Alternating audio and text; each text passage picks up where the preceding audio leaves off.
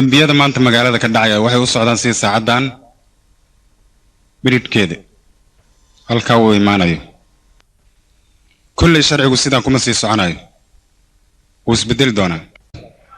mid iga dhagayso wuxuu wadankan qiimo yeelan karaa markii booliisku uu dagaalamayo sidii militariga oo kaleeto maalintaas ayay maafi u dhamaanaysaa waa runtaada walaal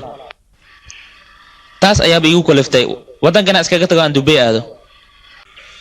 waxaan waa waxad dhaaf ah war xad dhaaf maahay waxaan maalin kasta dhacaan dil dhac bob siyaada kasta maxaan ka kari karnaa isbitoore ciidanka oo saaxiibkeeya yaa wuxuu oran jiray meel madax ku taagan tahay dablay maxay ka kari kartaa aamus sideedii la hadlaysaa waar anigu waxaan ku weydiiyay gabadha kiiskeeda oo kaliya maxaad ka haysaa waan baaraynaa markii aan helnaan ku soo sheegayna haddaad si degdeg ku soo gudbin weysid waxaad la soconaysaa si degdeg ayaan ku bedelayaa ma samayn kartid balse waa iga sarreysaa awooddaasna ma lihid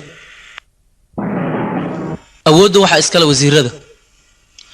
wasiirada gacmahoodana madaxeenna ayuu saaran yahay hal markaati iyo hal cadeen isiya kadib waxaa idinka balan qaadayaa gowraha iyo dabadhilifiyadiisa inay sharciga isku dhiibaan waxaan kuu sheegayaa sharci ama cadow kuu ahaadaba